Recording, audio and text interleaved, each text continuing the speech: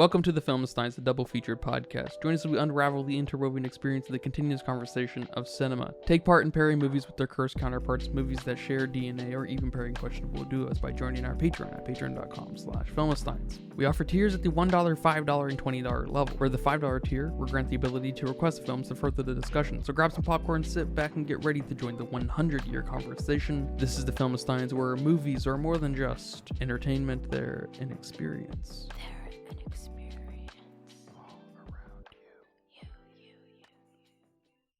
And welcome back to another episode of the Filmsteins. Thank you guys for joining us today. I am joined today by my broke-ass friend, Lucy. Hello, everyone. You can join us every Monday, Wednesday, and Friday for brand new episodes of the Filmsteins. Some recent episodes include The Iron Claw, Perfect Days, The Zone of Interest, the 2024 Mean Girls, and Ferrari.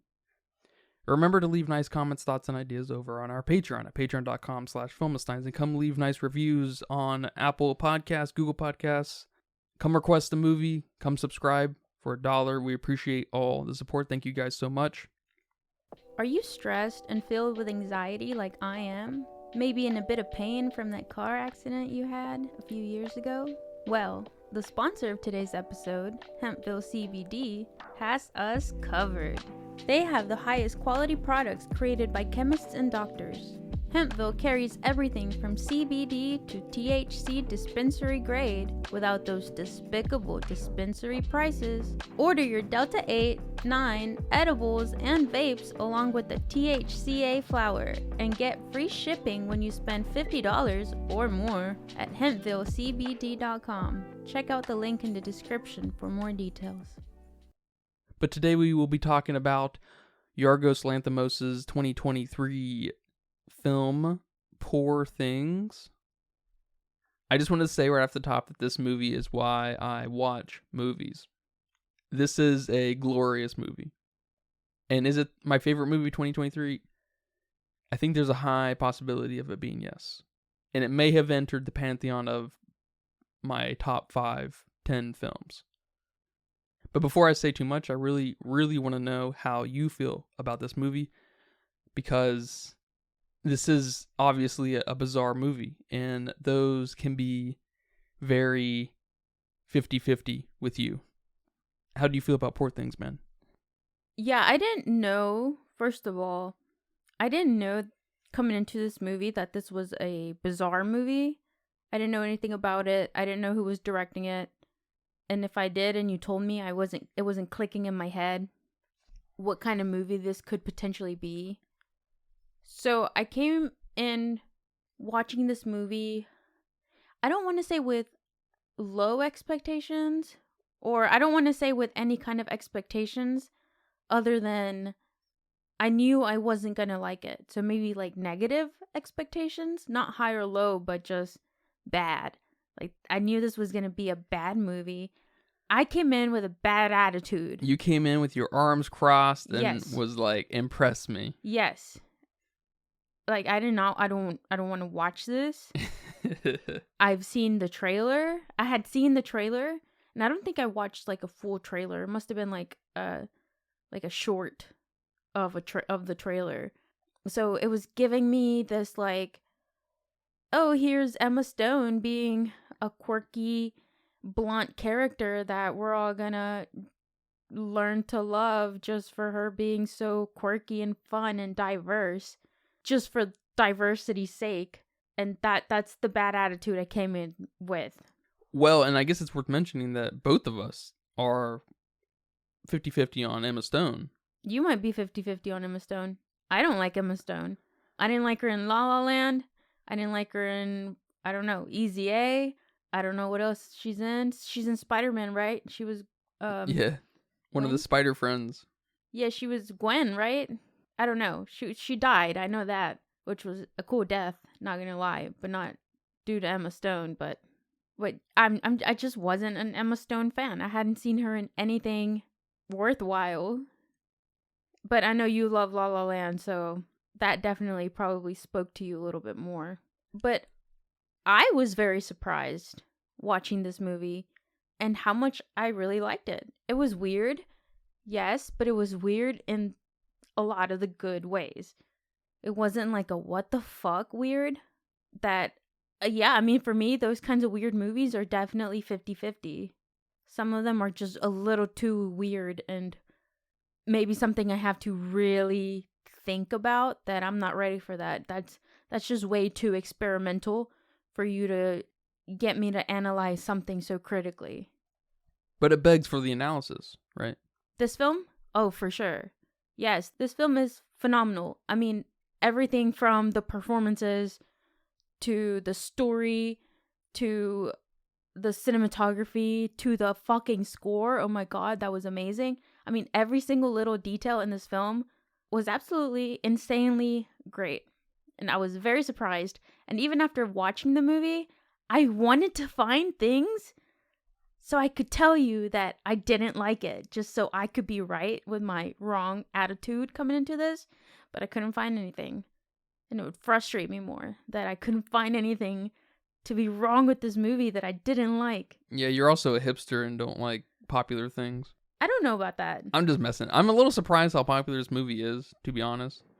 And I was also really excited for you to watch this movie because I think the very first movie I made you watch with me was The Lobster. No. That was probably the second movie you made me watch with you. The first movie you made me watch with you was Tusk. Well, that's another classic. But The Lobster is one of these really early films in my love for the craft and showing me what movies can be, what they can look like, what they can make you feel, how they challenge you, right? It might be the very first of those films. I'm not super sure. There's a weird kind of bias maybe I have for Yorgos in that he's like my favorite teacher when I was a kid, kind of thing. Mm-hmm. So I've been thinking about this movie a lot, as I think you have too. We've sat on this for about a week or so, and I'm really curious how you feel about this movie. What you think it's about, these performances, obviously that score, but the editing too. I think this is a masterclass film that can be read into from a few angles. No, for sure. I definitely agree with you there. I have struggled a little bit to think about how this movie made me feel, first of all, and then interpreting what this movie was about. Because coming into the movie itself, there's this kind of motivational story about survival and what it means to be alive. And it kind of turns into this self-resilience and self-survival story. And we experience that through Bella. How a doctor, in this case, God, can give you a second chance at life. And just how kind of beautiful this all can really be. Because Bella was this very, disturbed, anxious woman that went to a route that should really be the last resort for us humans. Suicide is not something that should be the first option for anybody, and it's so sad that that's what she resorted to. And Dr. Godwin saw that and didn't want to bring her back to life unless it was a possibility that he could give her a blank start almost. And just something about that is such a really beautiful and motivating story. How he does it is insane, and I love it, and it's very, Frankensteinish and just so bizarre and weird, and the scientist in me has really just loved where we went with this and just the growth we got to experience with Bella. I like a lot of what you're saying there, and this might sound crazy, but hear me out, okay? I think this movie is about the evolution of man, of man's timeline, of the evolutionary process from conception to the death of God. You're right. That is insane. I'm going to try to give you a little bit of an outline of my thoughts on this, and then we can unpack it if you like. So we have Bella in the beginning. She's this primitive idiot created by God. And of course we have God, who is God. But we have God's dad, who is the concept of evolution and the mystery that comes with the random kind of mechanism that is evolution. And that final result is God itself that kind of gives purpose to a higher form of life, which is Bella. God then introduces class and a sense of morals, which is represented through Max. But just when you were least expecting it, temptation pops up in the form of Duncan. Duncan then evolves into the form of just the human gambit of emotions and challenges the primitive side of humanity, which is Bella. Emotions don't only lead to temptation and destruction of the mind, though they lead to ideas. Just like Duncan leads Bella to the sea of ideas, where Bella meets the ideas of Emerson and Diogenes, of course, which is heavily referenced when Duncan is in the way on the boat when she's trying to read. There's a famous quote by Diogenes where he says to Alexander the Great, "You are blocking my sun." You know, exactly what she says to Duncan. Along the way, she's also exposed to luxurious things, you know, things like music, very emotional things, class, maybe a sense of purpose, and even the necessities of like commerce, a functioning collective economy. All the way to this idea that God is trying to marry the primitive side of man to a sense of class and morals, Max, that then gets interrupted by temptation again, this thing in the back of our head that sabotages ourselves, right? And is then represented through Bella being a prisoner of her mind, which happens to be her being a prisoner of this former husband of hers before she jumped off the bridge, right? But this time, her having enough power to kind of navigate out of that lack of self-control over her emotional state. Told in a maybe non-linear way, because we saw the outcome of what that looks like in the very beginning. Her jumping off a bridge, right?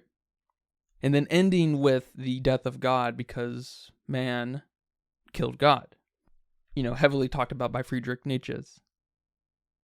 And ultimately landing on the fundamentally most important labor done by humanity, science.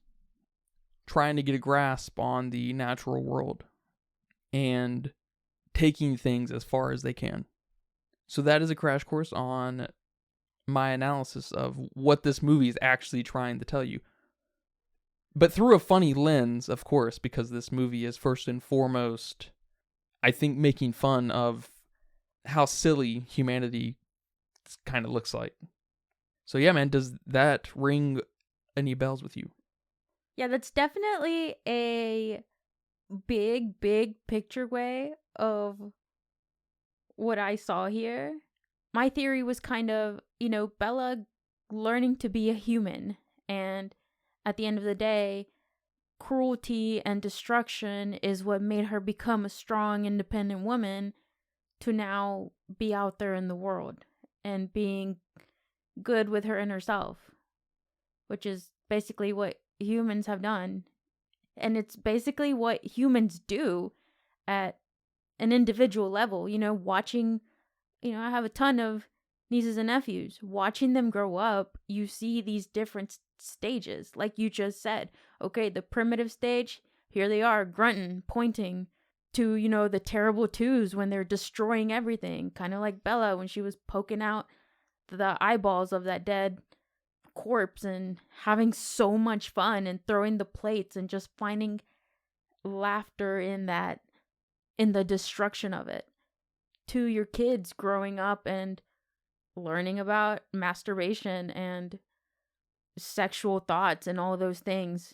So, I mean, that's a good big picture analysis that you just did there, and I like it. Yeah, and I like what you have to say a lot, too, about it basically being a coming-of-age story, because there is some big truth in the micro-evolution that happens with an individual, for sure. Of course, through the adaptation lens. Mm-hmm. Yeah. Which is largely also what human evolution has also revolved around, is the adaptation lens and less of the natural selection lens, because we mastered that part of it. Yeah, that's true. We've mastered that part of it so much that we create our own plants and breeds of dogs and everything else, you know? You telling me you're pro GMOs? A little bit, yeah. No, I like a lot of what you have to say. And I also like how there's also a hint of keeping your childlike nature in this film. And it's something that really speaks to characters like Max and Duncan, and even the random men that come to solicit Bella. You know, when she's there and, you know, she's about to have sex with these men for money, she still makes a game out of it. So it can be a pleasurable experience, not only for her, yes, that's important, but for them too. And they're just having fun. And there's something so childlike here that, again, speaks to the motivation I found in this film. No, totally. It completely ties that childlike wonder to the unconventional scientific mind, as God would have said, right? He seemed to be kind of frustrated with the lack of enthusiasm, you know, others would have around his work and stuff, and how sterile it felt. And I think there's a jab there in today's world where, kind of like what we talked about in Perfect Days, and how manufactured so many ideas are, and how it's lost its the soul.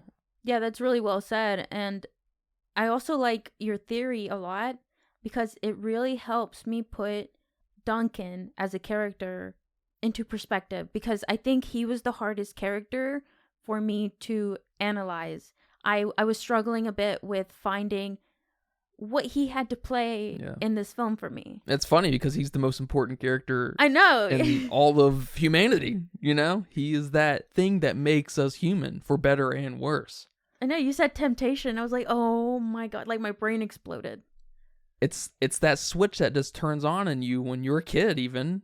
That's a good way to kind of localize it and you know, how to think about it. Because it's just that thing. It's like, oh, I'm not attracted to boys or girls or whatever. And then all of a sudden you are, you know, or I'm not into this thing. I don't like video games. You play the right game and then all of a sudden you are, type thing. You know, it's just like this light switch that just goes off. There's no really rhyme or reason to why. It just shows up. Yeah. And then I love that he shows up again, like through the window. It's just like, this is so stupid and hilarious. And she's just so stupid and hilarious too. And she's just this really literal sponge of, like a child, right? How we kind of think about them being this blank canvas to just absorb everything around her and just totally embrace it. And slowly but surely she gets these new kind of shackles put onto her, whether that be through Duncan or society, or, you know, there needs to be a higher meaning to everything, or making money, or marrying, kind of thing. Yeah, and I like that because Duncan's character is so emotional, and I'm like when we first meet him, he's already, you know, touching Bella, like 2 seconds in after we met this man, and he's already touching her, you know, where he shouldn't be touching her 2 seconds into meeting a person. And then it's just so ridiculous, but you're right, it happens that fast. Or when that man was winking at his girl, how just angry he reacted. And you know, you said it so well, like, yeah, I'm not an angry person, but you're not an angry person until someone's flirting with your girl. Mm-hmm. Or you're not an angry person until you're put in a situation where you have no money. And now, you know, you're yelling at everybody. Or you're not in a situation where you fall so head over heels and in love with somebody, you think your world is gonna collapse when they leave you. You think your life is over. Oh my God, how dare they fall in love with somebody else? I mean, so dramatic, and it's so silly, and it's so hilarious. And it really helped me place him. There's also a really beautiful message in this scene where Bella and Madame Sweeney are talking, and Bella has this almost revelation that she just doesn't know what to do with her life and just doesn't know how to feel anymore. And Madame Sweeney tells her, oh, that's perfectly fine. You're in your dark period, and that's the best time to be in, because after your dark period ends, you can see the light. So you have to keep going. And I don't know, that was probably the most emotional part of the movie for me, because especially recently, I have been feeling like, man, how do you keep going? Everything's just ugh right now. And I'm sure a lot of people really felt that after COVID too, or during COVID. And just something about that, just something about someone reminding you there's something else after this dark period you're feeling that helps you push past everything else. It gives hope and even like desire to have gone through something like that to, help you appreciate, getting to the other side, Yeah. And I love that Bella found that, because obviously in her previous life, she didn't have that one person to help her get past that dark period, because if she would have gotten past that, she wouldn't have killed herself. She could now become something else and have a wondrous life. And it's just so sad that she didn't have that, and now she does. And just something there about having people around you and people to care for you. It's just so beautiful. Yeah, she was, before God, she was a slave to the Duncans. She was a slave to that other guy who was her previous husband Alfie, when she was Victoria. something? And in turn, a slave to the worst things, that make her her, which we all have been a victim to. We all fester in our fucking nonsense here and there, and sometimes for long periods of time, and sometimes just completely unable to get out of it. And that's one reason I like the kind of non-linear storytelling. Also, it being like, this is the worst case example of losing yourself to yourself, like just totally imploding on yourself kind of thing. But this time, that's not going to happen. This is a different kind of timeline where God intervened. From the moment the movie kind of opened up with Godwin, being God, being the Dr. Frankenstein kind of character, I was immediately on the charge of trying to read into this. I was like, this is it on the nose? I don't know how to read that as on the nose, especially when everything's so bizarre. I don't really know if it can be. It's kind of like pretentious. I don't really know what on the nose means exactly. It's kind of hard to define in my mind. But I was definitely on the charge of, there's something deeper here. And then when Bella started, which I didn't know anything about this movie going into it, I try to stay blind from the ads and everything. When Bella started developing and him bringing in Max, and then Max, by the time God wanted Max to marry, because that's an important part, right? God wanted Max to marry, not the other way around. Mm-hmm. I was starting to unpack, this is showing how the presence of God over the course of humanity's life has allowed it to develop in the way it is. That started to unpack throughout the film, not all in one go, but I was like, oh shit, I was in love with the movie all of a sudden. Yeah, that's a great thought, because if we wouldn't have been very obvious with this character's name, you could have almost mistaken this for the control men have on women. But we just went kind of a step above that, so to say. No, it totally makes sense. There is this flexibility that we put into some theologies where you can be forgiven. There's, which only makes his occupation awesome, because he's a scientist. He's a heavy researcher of the craziest kind. He's a mad scientist. I love that. So there's this built-in flexibility with God that is totally exercised in, reality, whether you believe in God or not, whatever theology, that almost makes this feel like, and it's just a perfect storytelling, that almost makes it feel like it's a good parent, like letting Bella out when she wants to go, when she's mostly ready and stuff. And so it's just really cool how that just comes to be from all these angles, and she's released to someone like Duncan, and it still is unbelievable.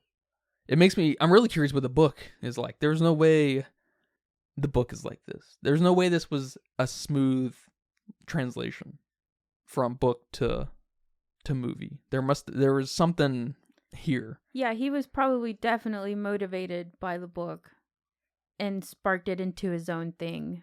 Because I too would be very curious to see how the book is laid out. Because otherwise, in this, I can't put this past Yorgos, of course.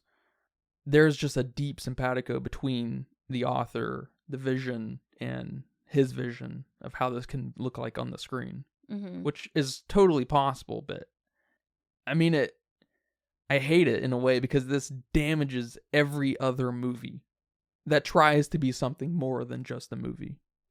You know, I love these kinds of movies, but it does make me want more out of everything. You know? Oh no. Yeah, and even if you take Dr. God a little more literal and not so figuratively, I still love that too, because then we can dive into this implications of ethical and unethical surgeries and experiments that he's doing. You know, because we see this like duck with half duck, half, I don't know, dog. I can't remember them exactly. And even at the end, what we do to Alfie, her ex-husband, we turn him into a goat, so to speak. And, you know, Bella herself, her experiment, transplanting a baby's brain into the mom. Like, what the fuck? How weird is that?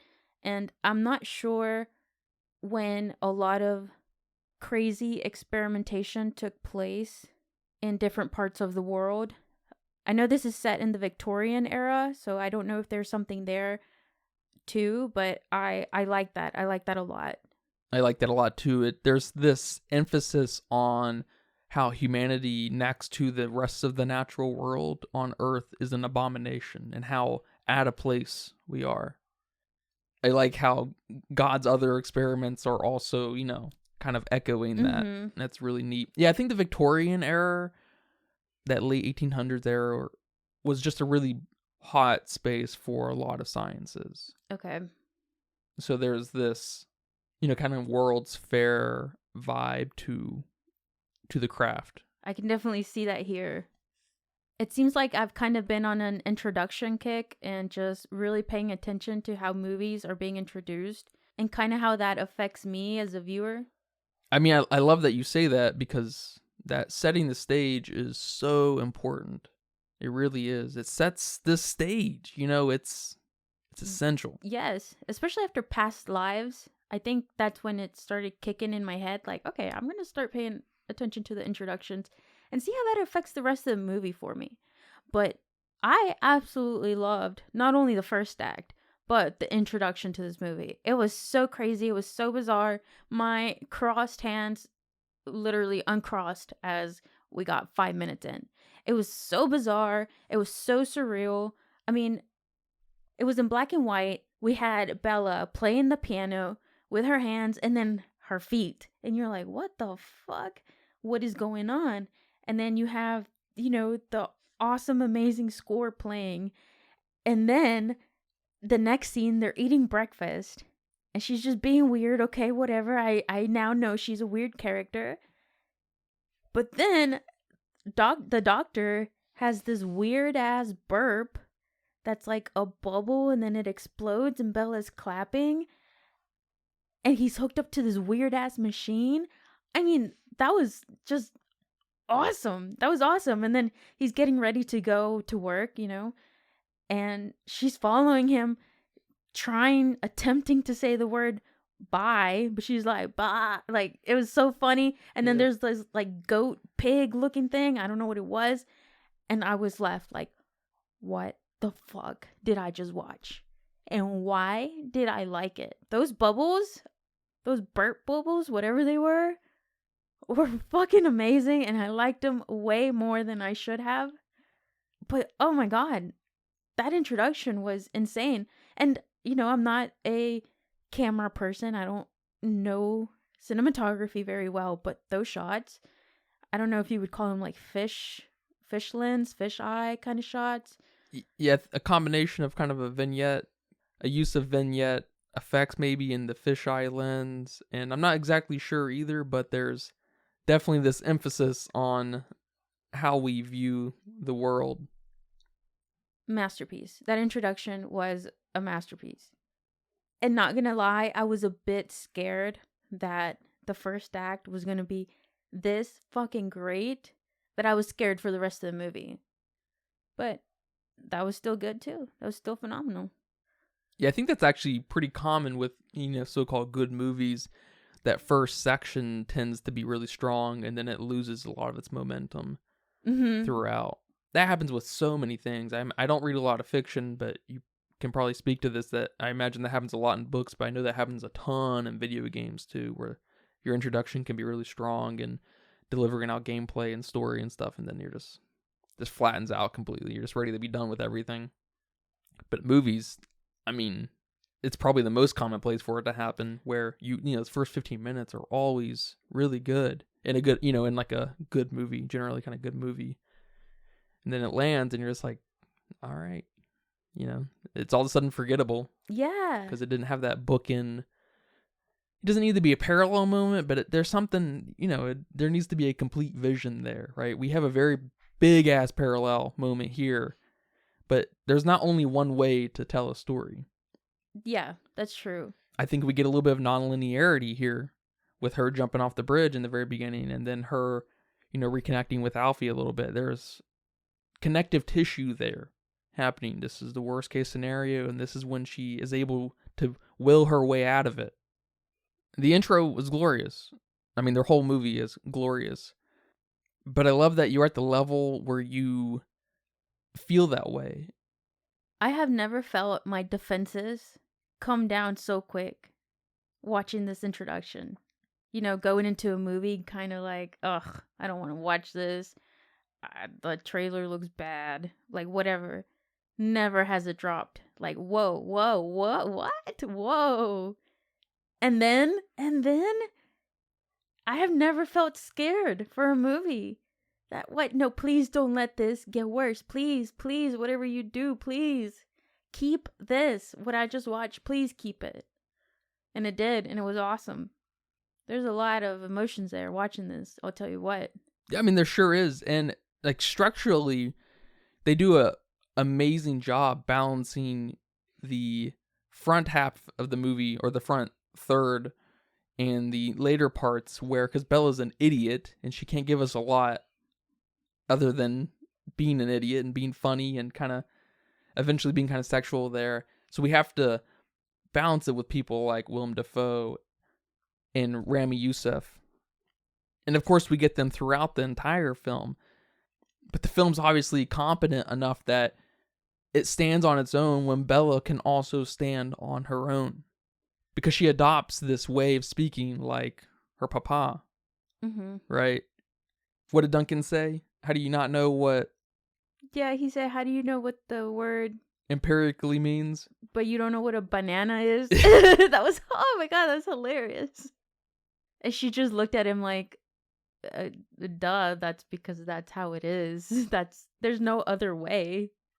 Speaking of God and Max's relationship, I must say that probably was my favorite part of the movie. Out of all the things I like about this movie, which might be everything, Max and God's relationship was awesome. He was almost this like course correction that God brought into his own life to like just question him, to also monitor him. Mm-hmm. I love that, because God would tell him these things that his dad would do, the idea of evolution, right? And Max would just be like, what the fuck are you talking about? It was awesome. Then he'd just say, yeah, he was a man of unconventional mind. Like, what? Did you just hear what you said? And there's this like romantic thing about it, because there's this deep love that God has for his dad to allow him to create something like Bella. It's just the concept of evolution making the idea of God, allowing God to make the idea of Bella. It's just a great train of thought that I could have never imagined working anywhere ever, let alone in a movie. No, for sure. And you even have this kind of crazy event where after Bella leaves, they get a new Bella. Because that's the only logical thing for them to do. Because they're scientists. And it's so funny. It's so funny. No, but I definitely liked their duo that they had there. And I really liked William Dafoe's character. I liked him. I mean, basically just what you said. The whole film was great. It's hard to pick what exactly we liked about it, but bits and pieces are just a little bit more of a standout, or maybe just kind of click to our heart or our personality more. Not that some other parts are bad, but that just something we can relate to or click with. But I really liked everything God had here. Everything he had to say, everything about his cadence, everything about his personality. I mean, even till the end where he managed to go to Bella's wedding and he's walking and they're like, "Oh God, you're walking." He's like, "Yeah, I had this for the pain and this for the energy and, cocaine because I'm just a little partial to cocaine." Like, oh, it was just so funny to me. Everything he did, from his burp bubbles to when he's dying to just how offhandedly he treats his trauma from his dad. I loved it. And then now you having this theory of evolution is making me just blown away. Are you familiar with Willem Dafoe? No. I know the name. It's a popular... He's a big deal, Yeah.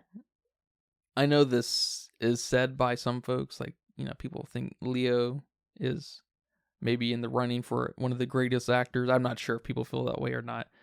But Willem Dafoe is actually in the running.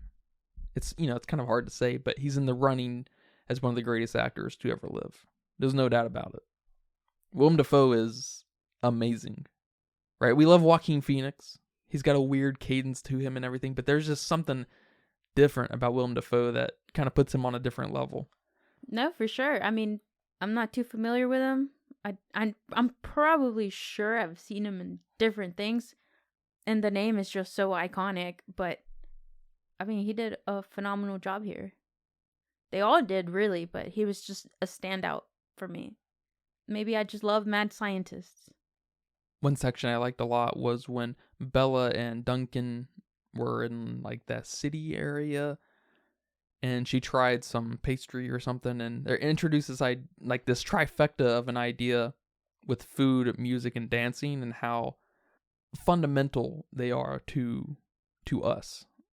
I like the idea of the coming of age story, but when I see things like that, and of course, God and some of the other things that I've already mentioned, I can't help but to believe that there's just this bigger picture here. One of my favorite sequences was a little bit after that when we're in the boat. And that whole sequence, everything on the boat, just gave me so many different feelings. I didn't know how to process this. And I still don't think I know how to process this. But it was just absolutely beautiful. Everything from feeling anxious and trapped with Bella because she's such, a free spirit. She's such a child that we don't want to trap her. We love her at this point. We want Bella free. And here's this man keeping her here for himself. I mean, that was an insane feeling. And that was just captured in the first, 2 seconds? Him letting her know, yeah, you're on a boat. She's like, what? Excuse me? And then her meeting Martha and Harry, and she starts being introduced to books. And I love where you took it into this being a representation of the sea of ideas. And it just makes so much sense. Especially with the part where Duncan tells her, you're losing a little bit of your beautiful way of talking. And just, I don't know how to describe my feelings, him saying that to her. to when he throws her books overboard, and then it turns into humor when she's just handed another one. Like, there's plenty of books, there's plenty of information out here. Don't worry. It's even the only section in the movie where she's writing and she needs ink. Oh, yeah, that's true. That's true. I like that there's this 1-2 kind of thing that happens where Duncan, first introduced as this pipeline of emotions, and first starting with temptation and sexual desire, these very primitive, very, very primitive things, then evolved into something more, something challenging and also simultaneously trapping, right? We're trapped in our own head of ideas. We have to challenge ourselves. We have to challenge each other, and we got to find our way out of it. And there's even a funny thing there where kind of maybe a little bit of reality sets in, where maybe Bella kind of figured herself out and she wasn't allowed on the boat anymore because she had established her view in the world. And so now she's casted out of the sea of ideas because she's taken the ideas from the sea that she needs, that she wants, or something. I'm not too sure, but that's a great section.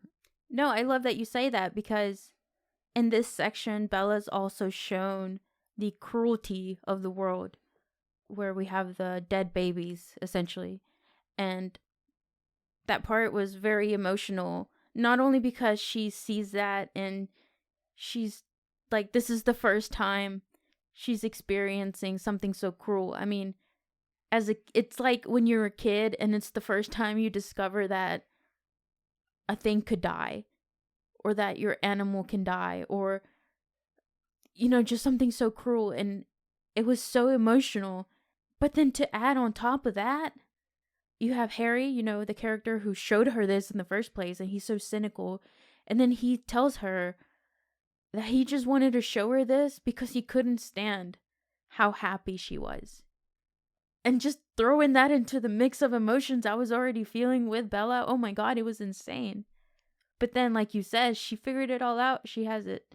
She's getting it set in her mind how she wants to view this world and kind of her part of it.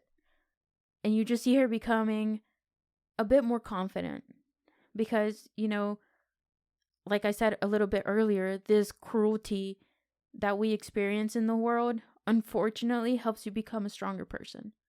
Yeah, it's really kind of awesome when he shows her, he's like, can't stand how happy you are. Oh, and you can't do anything about this. Yes. He just totally rips that out of her. And she's like, oh yeah, watch this, and goes and steals all his winnings, all of Duncan's winnings from his casino, because, I can do something about this, or I will try. And there's also just something so beautiful there. Like, people who try, they don't know if it's real or not. They don't know if it's going to make a difference or not. But you know what? I'm going to die trying. And this whole sequence, not even visually, which visually this whole movie is absolutely stunning, but this section's just a little bit more surreal than the other sections. But just feeling wise, just how it made me feel, this was awesome. Yeah, totally. And I like that you mentioned that this section was a little more surreal because it's the innards of the mind. Of course it's gonna be more surreal, right? Mm-hmm. And then there's this funny bit where Duncan is gonna throw Martha overboard, and then Bella's like, you're not gonna do that, just kind of showing a little bit of their dynamic, and bringing her back into a little bit of her childishness. And then I like that Martha's like, oh no, somebody's planning to murder me. And she was like so sarcastic about it. And it was so funny. It was a very funny scene right there, along with this just is so insanely emotional sequence. Just a great balance. One of my favorite parts visually, but definitely not emotionally, was the ballroom dancing scene, especially when they are dancing. And I feel kind of weird saying that because that was also in the trailer, and that was something that was advertised, which is something I didn't like. But then watching it here, after knowing everything I know about these characters now, I really liked it. And I think that part was just so fun to watch. Because here we have a lot of different camera work, if that's the correct way to say it. We have, the fisheye lens thing going on where when Duncan is getting into a fight, but we also have this very wide shot of, them dancing, and then we have some really close zoom in shots. I mean, it was great. It was amazing to watch. And there was this balance between this primitive side of unable to control yourself to the music, with Duncan being more of the bashful and trying to suppress this within her. And we all having a little bit of that in us with X, Y, and Z, not necessarily dancing, but wanting to do something but being a little shy about it. Yeah. What do you think the fisheye lens, these vignettes, and this cool camera work? I don't know how to really explain it. I'm not great with cinematography, but it was awesome. It was so cool. It makes me think fisheye lens, fish eyes are widely considered to be the first eyes developed here on Earth. And so there's this evolutionary kind of tie to the beginnings of life and how the world is seen. That's where my mind goes, so I don't know. That's fucking awesome. I didn't even develop an idea of what these fisheye lenses scenes could be. And it's funny you say that, because I think when we're introduced to Bella for the first time, that's how it starts out. When she's on the piano with her legs and feet. Like we're almost born as fish. That's cool. I like that. I like that thought. I was just thinking of that scene in Evil Dead Rise where that demon lady, the mom is, and we see her through the peephole, and just kind of creepy, just playing with our emotions here, making us feel distorted almost. That's an awesome movie. Yeah, it really is. And that's kind of where my mind was with these fisheye lens scenes. But I like your idea because it fits beautifully into your analysis there. Yeah, and it highlights these ethereal kind of spotlight on Bella. Everything else around her is not really per se part of humanity.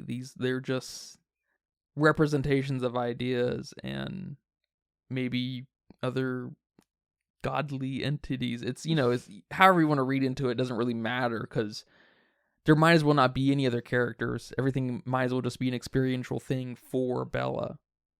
And so I think the fisheye lens or whatever that is, emphasizes that. I can't remember exactly, but I wouldn't be surprised if the fisheye lens thing laid off a little bit when we were on the ship, because it's less about the individual and more about the concept of concepts. I'd have to rewatch that, though. It's a long movie, so forgive me. I think you're right. I think there's a obvious through line with this to me. This is very obvious to me. I don't know what people were pulling out of this movie. I don't know what the original author or Yorgos may be thinking. I'm kind of repulsed by watching interviews because of just the nature of PR and stuff, and no one ever asks good questions. So, and a lot of times actors are there, and it's just kind of a get together and a fun thing, which I'm all for, but it gets in the way of real criticism in that conversation. No, I definitely agree. A lot of the interviews I watched just kind of show you what kind of chemistry the cast had, if they had any or not, and just the fun they had behind it, but nothing too deep. Because how deep can you get in a, 30-minute interview? It really has to be a conversation between the two, and then, God forbid, Yorgos, go on some tangent. And he may not want to. It may be kind of a David Lynch thing where he just doesn't want to talk about the work. He just wants people to experience it. Mm-hmm. So, which I can't help but to respect the shit out of. I wish everybody did that. Everyone kind of does do that to varying degrees, I guess, because the nature of the PR thing, like I just said. But there's no doubt there's this mystique around, people like David Lynch who just do not speak about their work. And I mean, as far as I could tell, Yorgos didn't really speak too much either. Yeah, it kind of reminds me of Joaquin Phoenix too. I think he's got a little bit of that too. I've seen him be very frustrated in some interviews because of the type of questions people are asking. Yeah. And what does he get? Shit talk. He gets backlashed because how dare he get so upset in an interview? God forbid someone have some passion. Exactly. God win, forgive. God win, forgive. Just one little tidbit, speaking of God win. I liked this parallel with him being compared to a dog, because of course God spelled backward is dog. Oh my god. And there's this element of fearing God that's kind of planted throughout the film, and that's of course very at home in a lot of theology. That's hilarious. That's hilarious. I thought we were just playing on how everyone is scared of people with deformities, but yeah, duh, of course, and plus some. Yeah, and it's funny that you say that, because when I first saw like screenshots about this, or like heard about, small little things here and there, I thought there was going to be a little bit more of a Frankenstein thing going on here. And there is and isn't, but I was like, oh, kind of thing from the get-go, What do you think about Bella prostituting? I thought it was glorious, because prostitution is widely considered to be the first profession in humanity. Oh shit, that's hilarious.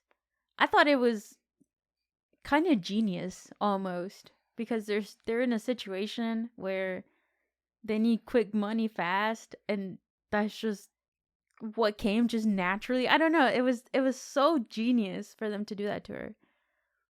I like that you say that though. And I can't help but to love how much of a game she made out of it, and just to make it such an experience for both her and her clients, because a lot of the people that go, I'm assuming, I don't know, I haven't done any research on this, but just on my own thoughts here, I assume a lot of the people that go to these places don't have companionship or have other issues that they're trying to hide with sex or whatever. And here she is trying to connect on a deeper level than just screwing around. It's our first time seeing Bella trying to connect. So there's this next layer kind of revealed of what's humanity all about. So I thought it was very genius to make her do this. It's a perfect little scenario for that to happen. It's genius. It's completely fucking genius. And I loved how mad Duncan got. And you have this parallel with Duncan and Max. I mean, you said it very well in the beginning. Classy versus emotional. And just Duncan's reaction to her doing that versus Max's reaction. Max is like, well, it's your body. You're doing whatever you want. And almost a best friend kind of way. You should also get yourself checked out. He says that to her. So it's like a very caring person. Yeah, because Max, in a way, with Bella at the end, starts to replace God. And so there's a lot of weight put on both of them. And Max is the one who kind of carries that parenting weight. Yeah. And of course, Bella's, as far as their dynamic and becoming a duo of mad scientists, she's the child-like innovator and ideas man, which I ultimately love, that morals, class, kind of emotional maturity, and just humanity in a nutshell ends up murdering God, because God basically dies from Bella being away for too long. Just like we've lost touch with God in our world. God is dead. And I like how you end that too with the idea of science and scientific pursuit is born. And then the film ends with Bella becoming a doctor. Yeah, basically finishing God's work. Yeah. Pushing things as far as we can. Yeah, I like that little beautiful bow you put there. To switch topics here a little bit, how about those title cards? it's kind of funny because there's such a linearity to the most of this movie that they're almost not even important. But there is this element of like pit stops or milestones within humanity. And so the title chapter card things are really fun. And of course they're amazing looking, right? And they say different cities, Alexandria, Athens, or whatever on them, London. It's really funny how we tie them to different cities. And I'm curious, I didn't really look into it, but is there a linearity in development and evolution within those cities? Because we went from maybe Alexandria, which is probably widely considered to be one of the first like mega civilizations, to London, which is a very modern mega civilization. So there's probably some linearity there that is touching on the evolution of humanity as well. Yeah, I think Paris. Oh, okay. Yeah, visually, those title cards were absolutely great. They were awesome. I wish I would have paused it to kind of look at them a little bit more, just because they were so clever and kind of cute in a way, with Bella doing weird things in these title cards. And I would just be curious to see and maybe pause them or look at them a little bit longer to kind of see what's going on, and then place them into the film and what's going on with Bella. Yeah. Yeah, they were beautiful, no doubt. How do you feel about the rest of the movie visually? Because it's, other than the fish eye lens and everything that kind of, distorts it a little bit, but there's just this otherworldliness, obviously. Yes, it's very, very surreal, especially with the colors of the sky, no matter where she's at. And I do love the black and white to full color that we did. And I believe even in some of the scenes, it might be the other way around, but in some of the scenes where we were black and white and we had a flashback, they would be in color. So I kind of like that. Not sure what it meant. It'd probably, be kind of specific scene to scene, but that was very nice. The whole movie was very beautiful. I loved all of Bella's costumes. I loved her big, giant, poofy sleeves. I loved that. I loved her outfit. I loved that when she was beginning to walk and she was with Duncan, he made her wear heels, and, she's just beginning to walk. So she can't really walk in heels. So she's like kind of fumbling there. But then how sure of herself she is in all her outfits later on, even to a point where she's, being a prostitute, she's just letting all hang out. I mean, the costumes were great here. Everything was great. All the details were great. And one of my favorite little details, I guess would be a prop, is Dr. Godwin's horse carriage. That cracked me up. Yeah. That was hilarious. And I was like, okay, well, maybe this is just how people had their carriages back then. But then right after we see his carriage, we see everyone's normal ass carriage with real horses pulling them. So it absolutely killed me to see that.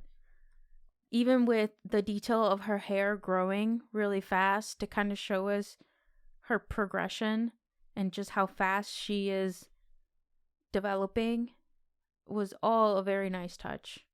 I totally agree. Visually, this movie is truly something to study.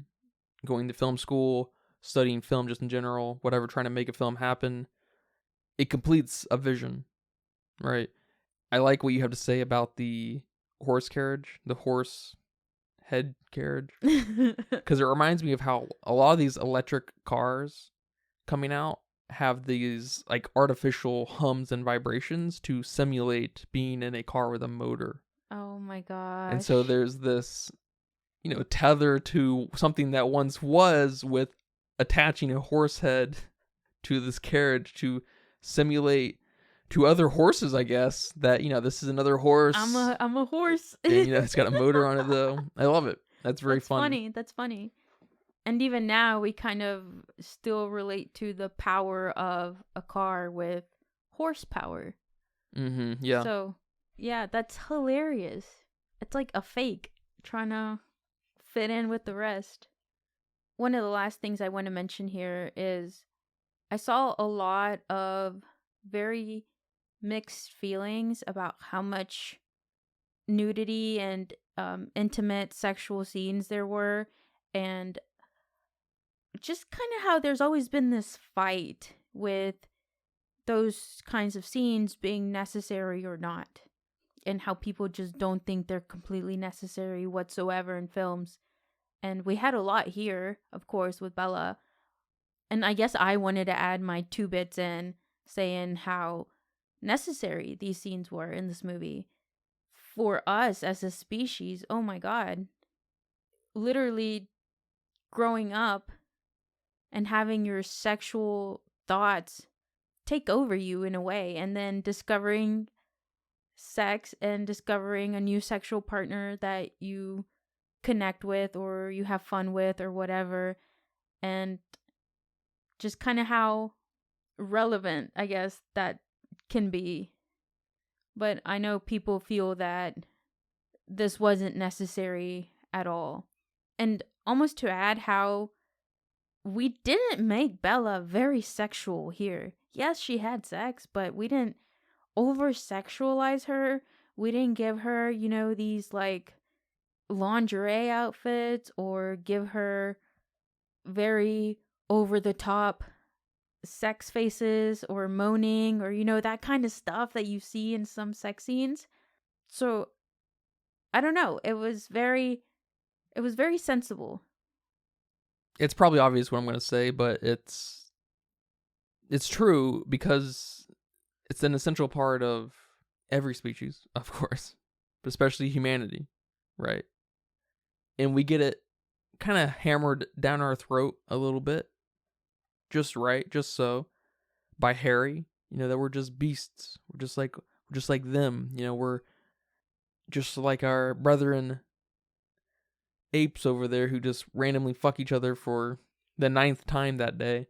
There's something animalistic about it. It loses all of its sexuality. Yes. There's something even bored about it, and overstated, which we see with the prostitution. The boredom thing I thought was really funny, where Bella and Duncan were going at it, and the camera just panned over to like a dove. Oh, yeah. It's like, it's just a funny thing that everyone will experience throughout life, where you're doing something that's intense, not necessarily sex, but could be, and you just get distracted by the smallest little stupid thing. Maybe in your head, maybe a dove on the cabinet. And I just thought that was really funny, because it helps, kind of like Beau's Afraid, where there's just this, where the vision just trivializes something like sex. Which, I mean, yeah, it's a trivial thing. Every human does it, or is at least capable of it, right? Every species on the planet does it to some degree, for the most part, I guess. So it's a very trivial thing on Earth, but it's a very essential thing, so it needs to have this kind of echoing thing throughout the film. And in that process, it kind of loses its fun, because where does Bella land with it?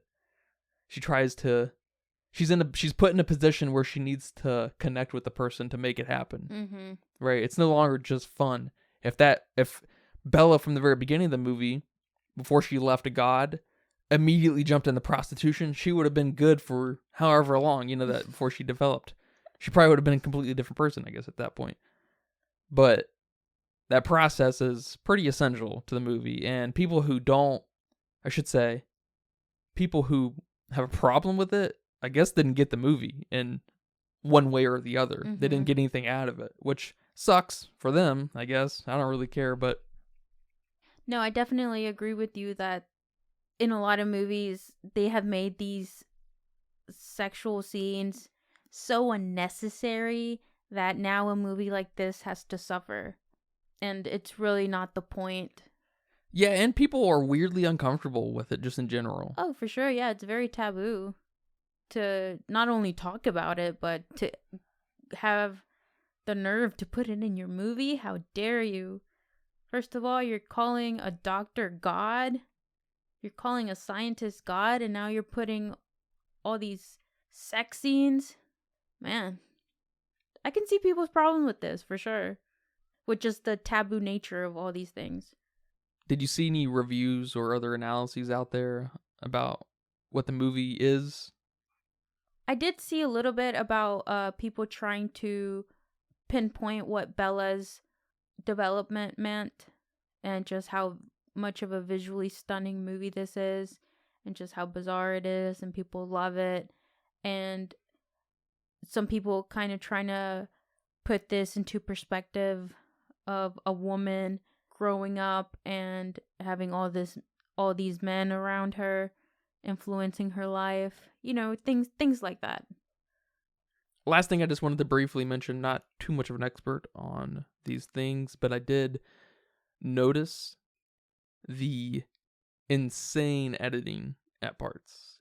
Of course, when you're watching a movie, you lose sight of things like this. I know I did. Yeah, especially with dialogue and, the score going on. It's just, there's a lot of moving parts, and so you lose sight of things like editing and sometimes camera work. The camera work's a little different in this movie, Yes. obviously, so it's kind of in your face. But I do think the editing is just insane, and the score, of course, was awesome. Yes, the score had this like old-timey feel to it and some eeriness and some sharpness. Like it was almost alien-like in a way. I don't know. It was very, very cool. And it was almost very punctual with like the actions when people were walking and doing things and stuff. It reminded me of, there's certain director, I can't remember anyone off the top of my head, but there's certain directors out here who will try to align walking and certain actions with the metronome of a musical piece and stuff. And I can't think of anyone off the top of my head. I think Wes Anderson has done a little bit of that, of course, right? But that's just so, I mean, I hate to say it, but just because of how many movies and stuff are out there, but just who does that? Yeah. Who has the vision, the complete vision to make something like that come to life? Or the time to make it align. Or the time, yeah. It's amazing. It's no short of amazing.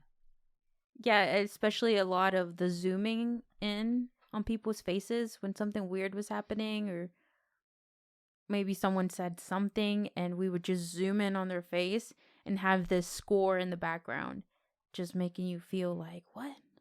It was so eerie, so bizarre. It was good. All right, well, that is all we got.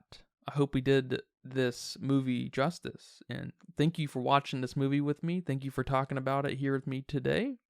No, thank you, because if it weren't for you, I definitely would not have seen this movie. I would have looked at the trailer and been like, that is a big fat nope. And I almost hate how harsh I was towards it when I heard it was nominated for a lot of things at the Oscars. So I apologize to whoever cares. Well, you're welcome. Yorgos is an essential pit stop for anyone who has any interest in movies and the experience that comes along with it and what a movie can look like. It's just out of this world. But do you have a budget guess for me here today? I have a guess. Is it a good guess? Yeah, I don't think so. I would have a hard time guessing too. Don't trust me. I gave it 35 million just because Yorgos seemed like a man that can spend his money wisely. Do I know that? Absolutely not. No clue what's giving me that inclination, but that's my guess. Well, my gut tells me that you cheated because it says here 35 million. No! On Wikipedia. No way! Yeah. Congratulations. No way! I think this is the first time you've guessed it correctly. All right, I can graduate. I can leave. I don't know. Do I quit? What happens now? Now you get a promotion. Yes. Oh my god. And it went on to make 104.6 million, making good money. I think it's still at theaters. It's been at theaters for a while now. Good. I like those numbers. And apparently over on Letterboxd with 1.01 million people. Ooh. That's a lot. That's a lot of people. That's more than I would have guessed. I didn't know Yorgos was part of the mainstream now. Maybe this is the first. I'm not sure if The Killing of the Sacred Deer was this big. I don't remember it being as big as Poor Things, but I don't know. But they're weighing in at a 4.2. Okay. I mean, in the fours, at least, is really great. So, okay. I'm giving this a 4.5. I'm really glad you like this movie. You know that?